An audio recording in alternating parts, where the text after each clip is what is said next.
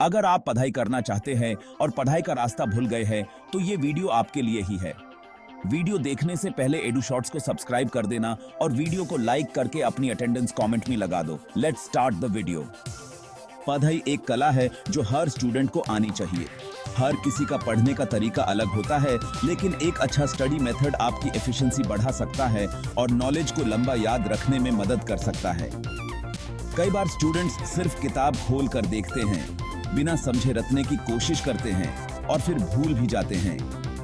Effective study methods का use करने से ना सिर्फ समझने की क्षमता बढ़ती है, बल्कि कॉन्सेप्ट्स भी क्लियर होते हैं। आज हम कुछ ऐसे बेहतरीन स्टडी मेथड्स पर चर्चा करेंगे जो स्टूडेंट्स के लिए फायदेमंद हो सकते हैं। First way, active learning. समझने का तरीका। एक्टिव लर्निंग का मतलब सिर्फ पढ़ाई करना नहीं, बल्कि एक्टिवली कॉन्सेप्ट्स को समझना है। अगर आप सिर्फ बुक पढ़कर या नोट्स लिखकर समझने की कोशिश कर रहे हैं तो ये काफी नहीं है। एक्टिव लर्निंग का एक बेस्ट तरीका है कि जो भी आप पढ़ें उसको किसी और को समझाने की कोशिश करें। ये फेनमैन टेक्निक कहलाता है, जिसमें आप किसी भी टॉपिक को इतना सिंपल बनाकर किसी और को बताते हैं कि वो भी समझ सके। इस टेक्निक का सबसे बड़ा फायदा ये होता है कि अगर आप किसी और को एक्सप्लेन कर रहे हैं और कहीं अटक जा रहे हैं तो इसका मतलब है कि आपको उस टॉपिक में और क्लैरिटी की जरूरत है। दूसरा इफेक्टिव मेथड है सेल्फ क्वेश्चनिंग, जिसमें आप जो भी पढ़ रहे हैं उसके ऊपर खुद से सवाल पूछें। जैसे, ये कंसेप्ट रियल लाइफ में कहां यूज होता है, या अगर ये रूल ना हो तो क्या होगा। इस तरह के सवाल आपके दिमाग को एक्टिव बनाएंगे और नॉलेज रिटेन करना इजी हो जाएगा। Second way, Pomodoro technique. Time management का बेहतरीन तरीका। लंबी देर तक बिना ब्रेक के पढ़ाई करना सिर्फ थकन और बोर्डम बढ़ाता है, इसीलिए टाइम मैनेजमेंट का सही तरीका अपनाना जरूरी है। पोमोडोरो टेक्निक एक साइंटिफिक मेथड है जो आपकी फोकस और प्रोडक्टिविटी को बढ़ाने में मदद करती है। इसमें आपको छोटी छोटी स्टडी सेशंस बनाने होते हैं। नंबर 1, 50 मिनट तक बिना किसी डिस्ट्रैक्शन का फोकस करके पढ़ाई करें। नंबर 2, फिर 5 मिनट का छोटा ब्रेक लें। नंबर 3, ऐसे ही 4 साइकिल्स के बाद एक बड़ा 15-20 मिनट का ब्रेक लें। इस टेक्निक का फायदा ये है कि दिमाग फ्रेश रहता है और बोरे होने के चांसेस कम हो जाते हैं। ये तरीका उन स्टूडेंट्स के लिए भी बेस्ट है जो पढ़ाई के दौरान जल्दी डिस्ट्रैक्ट हो जाते हैं। थर्ड वे, निमोनिक्स और माइंड मैप्स। विजुअल लर्निंग का मैजिक। अगर आप किसी डिफिकल्ट कॉन्सेप्ट या थ्योरी को याद रखने में दिक्कत महसूस कर रहे हैं तो निमोनिक्स और माइंड मैप्स का यूज करना एक बेहतरीन ऑप्शन है। निमोनिक्स का मतलब है कि आप किसी इंफॉर्मेशन को याद रखने के लिए शॉर्ट कोड्स या फनी सेंटेंसेस का यूज करें। जैसे, वी बिजोर एक निमोनिक है जो रेनबो के कलर्स को याद रखने में मदद करता है। सिमिलरली, हिस्ट्री या बायोलॉजी के कॉम्प्लेक्स टॉपिक्स को याद करने के लिए आप अपने खुद के मनीमोनिक्स बना सकते हैं। माइंड मैप्स एक और इफेक्टिव तरीका है जिसमें आप किसी भी टॉपिक का डायग्राम या फ्लो चार्ट बनाते हैं। ये मेथड उन स्टूडेंट्स के लिए बेस्ट है जो विजुअल लर्नर्स हैं, यानी जो चीजें देखकर ज्यादा समझते हैं। माइंड मैप से कॉन्सेप्ट्स इंटरकनेक्टेड रहते हैं और एग्जाम के टाइम रिवीजन भी इजी हो जाता है। अगला वे से पहले सब्सक्राइब टू कर दो।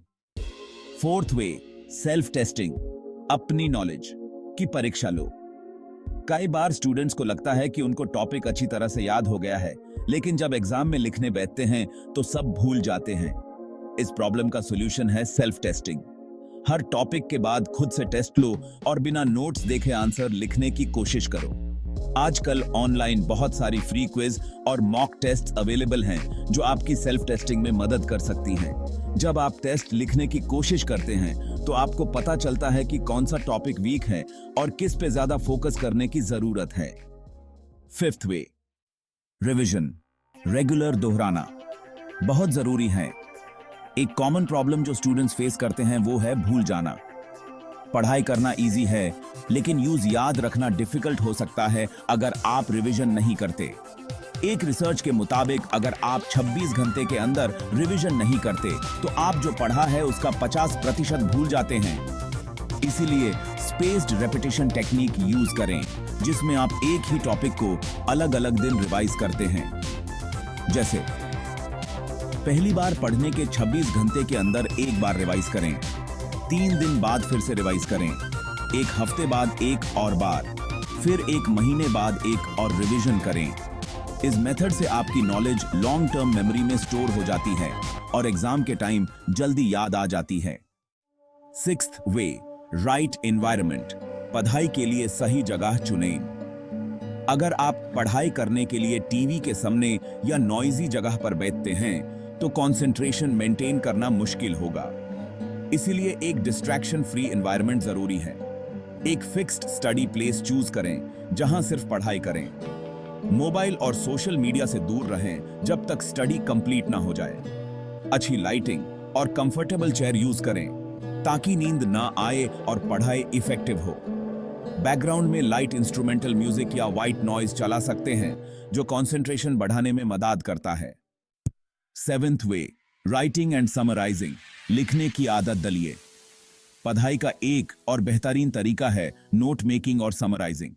जब आप किसी टॉपिक को खुद अपने वर्ड्स में लिखते हैं तो आपका दिमाग एक्टिवली प्रोसेस करता है और कॉन्सेप्ट और क्लियर होता है। शॉर्ट नोट्स या समरीज लिखने से रिवीजन भी फास्ट हो जाता है। आप अपने नोट्स में डिफरेंट कलर्स या हाइलाइटर्स का यूज कर सकते हैं जो इंपॉर्टेंट पॉइंट्स को हाईलाइट करने में मदद करेगा। कंक्लूजन, पढ़ाई एक स्किल है जो सही टेक्निक्स से और भी बेहतर हो सकती है। सिर्फ किताब रटना या ज्यादा देर तक बिना ब्रेक के पढ़ाई करना इफेक्टिव नहीं होता। बेस्ट स्टडी मेथड्स जैसे active learning, pomodoro technique, mnemonics, self testing, regular revision और राइट एनवायरनमेंट का यूज करने से आपकी लर्निंग फास्ट, इफेक्टिव और लॉन्ग लास्टिंग हो सकती है। हर स्टूडेंट का स्टडी स्टाइल अलग होता है, इसीलिए सबको अपनी पर्सनालिटी के हिसाब से बेस्ट मेथड सिलेक्ट करनी चाहिए। अगर आप स्मार्ट स्टडी टेक्निक्स का यूज करेंगे तो न सिर्फ आपका परफॉर्मेंस बेटर होगा बल्कि पढ़ाई का मजा भी आएगा। अगर आप चैनल पे न्यू हो तो सब्सक्राइब कर देना और वीडियो को लाइक कर देना। अगर आपको वीडियो थोड़ी भी अच्छी लगी हो, हम आपके लिए ही इतनी मेहनत करते हैं। और बाकी हैप्पी स्टडीइंग।